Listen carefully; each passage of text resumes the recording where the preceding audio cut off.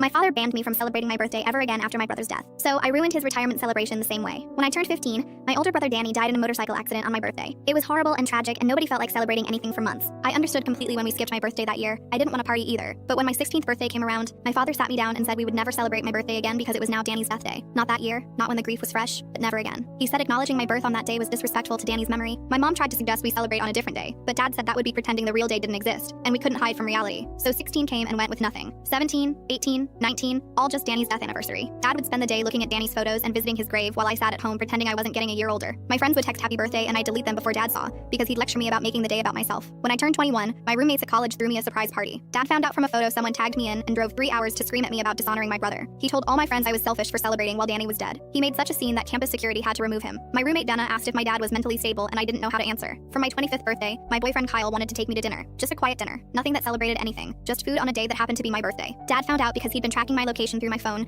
and showed up at the restaurant with Danny's urn. He put it on our table and said Danny should be included if we were going to be selfish. Kyle left me 2 weeks later saying my family was too intense. Dad said it was for the best since Kyle didn't understand real loss. My 30th birthday was the breaking point. I'd been in therapy for 2 years working through the guilt and shame Dad had programmed into me. My therapist said it was okay to exist on my birthday, that Danny wouldn't want me to disappear every year. I decided to have a small gathering at my apartment, just 5 close friends for wine and cheese. Dad wasn't invited or informed. Somehow he found out, probably from stalking my credit card for party supplies. He showed up with my mom and Danny's high school girlfriend Lisa, who he'd stayed weirdly close with. He stood in my living room and announced that I was spitting on Danny's grave by eating cheese on his death day. Lisa cried about her lost love who she'd dated for 3 months freshman year. Mom stood there silent like always. My friend Helen asked Dad when Danny's actual birthday was, and Dad said March 15th. Helen asked if he celebrated that day, and Dad said of course they honored Danny's life every year on his birthday. Helen asked how that was different from me having a birthday, and Dad said Danny died on my birthday, so it was his day now. Helen, who was a grief counselor, told Dad he needed serious therapy, and he called her a heartless bitch who didn't understand a father's pain. After that disaster, I started planning. See, Dad was retiring at 60, and had been planning his retirement party for 2 years. He'd booked a country club, hired a band, and invited 300 people. He talked about it constantly, how it would be the celebration of his career, his legacy, his contributions to the company. He picked the date specially because it was exactly 35 years from when he started at the firm. The date was March 15th, Danny's birthday. I called the country club and confirmed the date. I contacted the band and verified they were booked for March 15th. I reached out to Dad's assistant and made sure all the invitations said March 15th. Then I waited. The week before his retirement party, I sent flowers to Danny's grave with a card that said, "Thinking of you on your birthday, March 15th, from your loving sister." I made sure Dad would see them when he did his weekly visit. I watched him read the card 3 times before it clicked. His retirement party was on Danny's birthday. He called me panicking, saying he'd made a terrible mistake with the date. I said, wow, that was really disrespectful to Danny's memory to throw a party on his birthday. Dad said it was different because it wasn't intentional. I said, but now that he knew, he'd have to cancel, because celebrating anything on Danny's birthday would be spitting on his memory. Dad said the party wasn't about birthdays. I said neither were any of mine, but that hadn't mattered. Dad tried to explain that deposits were non-refundable. People had traveled from out of state, the company had made arrangements. I said those sounded like selfish concerns when Danny was dead. He said I was being ridiculous, and I repeated back every single thing he'd said to me for 15 years. That acknowledging any celebration on that day was disgusting. That Danny deserved better than a father who partied on his birthday. That real parents would never allow joy on such a sacred day. Dad hung up and threw his party anyway. I made sure to attend with Danny's urn that I'd borrowed from Mom. Full story on channel. Link below.